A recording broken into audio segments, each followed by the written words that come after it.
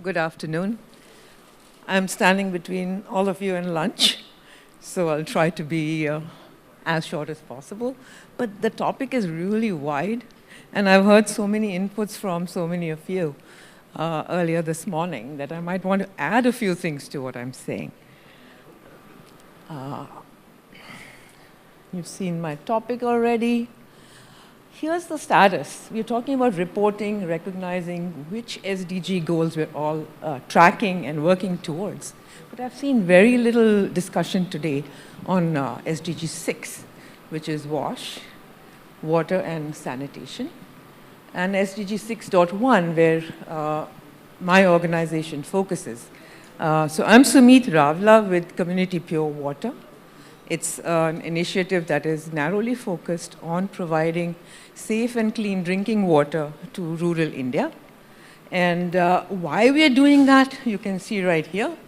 There's absolutely no tracking of drinking water. This is the UN's data. Zero representation out there. Let me find my laser. That's what I'm talking about. There's no data there. There's no data on the water quality.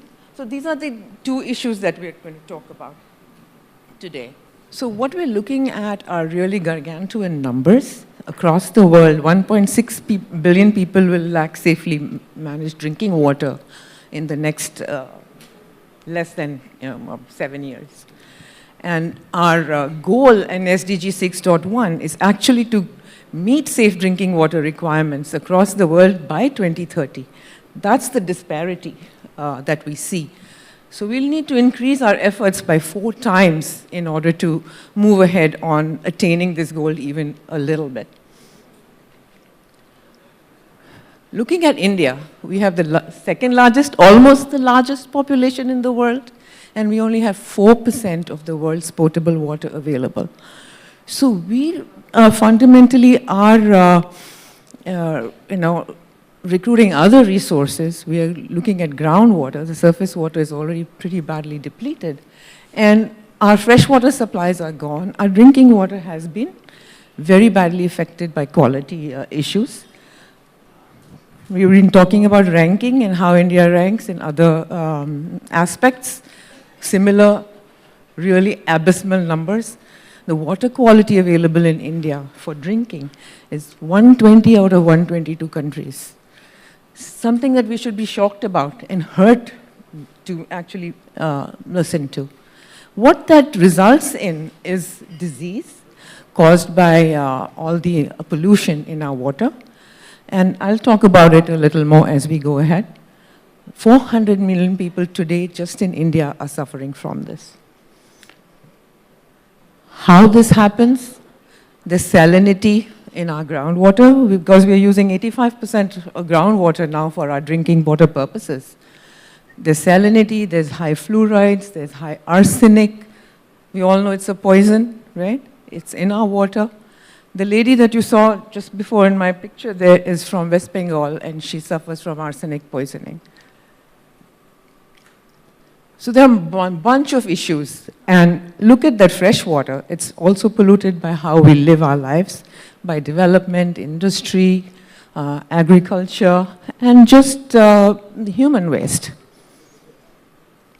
So what is the outcome from here? 500 children are dying every day in India just of diarrhea. So it's important to clean up the pathogens. There's been a lot of initiatives going in this area, and this number is coming down, so that's a good sign. But what about the rest of it? 66 million are at risk for fluorosis. 50 million are suffering from arsenic poisoning. And all the people who are sick, who are not able to go to school, not able to go to work, and also need a caregiver in the family. So this adds up to a loss of productivity, which is very, very significant. And this has been measured by the UN. These numbers are not something that I'm throwing out. What is the intervention that one can take to adjust this, to alleviate these issues? So the key interventions that we've been seeing are twofold. One is the large-scale piped water programs that are typically sponsored by governments. They take a long time. They require a lot of infrastructure. And they actually go against the SDG goals because you're digging up, you're putting pipes, you're breaking up the environment, and you're transporting water from one point to a long distance.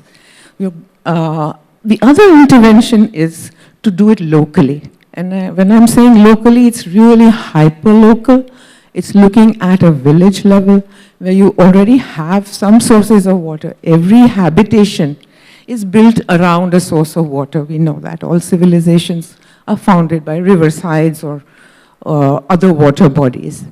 So there is some form or the other of water available where people live. Of course, like I mentioned before, a lot of it is groundwater.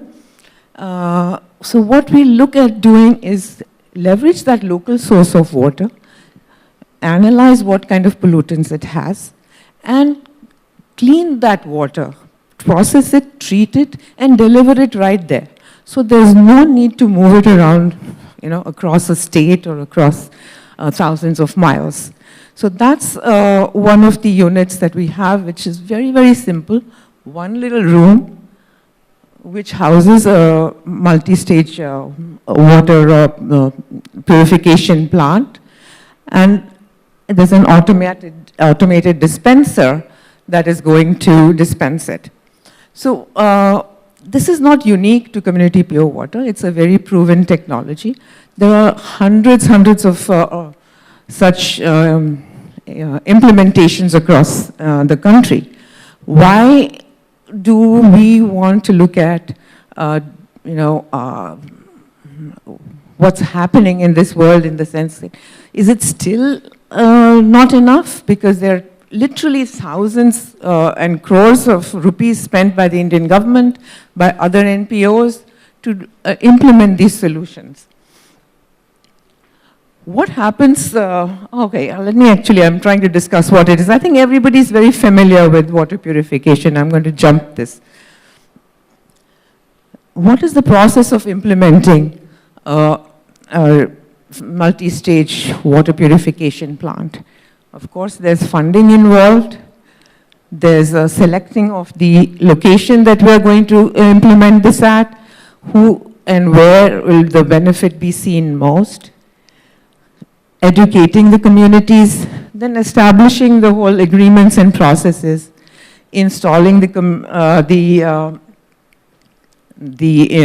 plants itself, running the operations, providing access to the community. It's a bunch of, cyclical work that you have to do. The measurements are very important. We heard somebody speak about the return on your investment in various ventures. Yes, measuring the impact is very critical. What we've seen in the field is what I want to focus on talking about today. Having done this for over about 12 years, we've learned quite a lot of lessons along the way. So it's very important to design your operating model so that you can leverage your resources optimally. It's a very complex process, though it looks very simple to procure a water purification set of equipment and go and fix it. But that's not enough. You have to engage with the community. You have to build a back end to service this. We've all seen lots of water purification centers that are set up. Typically, they're called RO plants here because that's the heart of the solution that's being used, though there's multiple stages that are used here. There's so many plants, at least in Karnataka alone, there are 35,000 plants that are broken down. And that is a statistic that repeats across other states. What is important is you build an organization and a structure and a process that supports the maintenance of these plants. That's where the issues happen, is what we've observed. So what we need to do here is to have your organization as an NPO who's providing safe drinking water solutions to actually run the entire operations, run the entire maintenance, and also engage in the ecosystem of the communities that you're working with. It's also critical to upgrade as you go along so that you stay up with modern technology and you improve the processes that you're using. The second most important factor that we've noticed that has to be tracked is how you select your location of where you're working. So there's a lot of detail on this slide, but what we've realized is over these years that until and unless you engage with every segment of the community that you're going to serve, it's not going to reach the end beneficiary or reach the impact that you think that you planned to achieve. So what I'm showing here is that you have to not just put a plant in select a place. Yes, we have data from quality tests of water available all across with the National Water Portal information. But you should also explain to the community, have them have a buy-in to participate in this program. Without the participation of the community, this will not be a success. So even before you start installing a plant, you have to start working on a community engagement plan. You have to work with the local leadership, you have to work with the elders, you have to work with the local social workers like ASHAs and all of those agencies to start developing the awareness that yes, here's a problem. We've seen, like if you look at areas where we come from, where I grew up in Andhra Pradesh, in now Telangana, is an excess of fluoride. So people are seeing the physical deformities as the effect of this, from this, but they don't understand that just fixing the water will cure the disease. So you have to explain to them all of these things. So that's one of the most important parts of getting this done. And then getting their buy-in. A model where an NPO or a CSR program comes in and installs a water purification center and hands it over to the community. Here you are, we've given you this really cool set of equipment, run this and access the water. That doesn't work because it's a very sensitive set of equipment. It requires an extensive maintenance. How many of us have used filtration systems at home level? Pretty much all of us have some form of RO purification. You have to have your maintenance engineer come in, you have to have an AMC and change the filters and all of that. Similarly, on a large scale, this has to be done at a village level.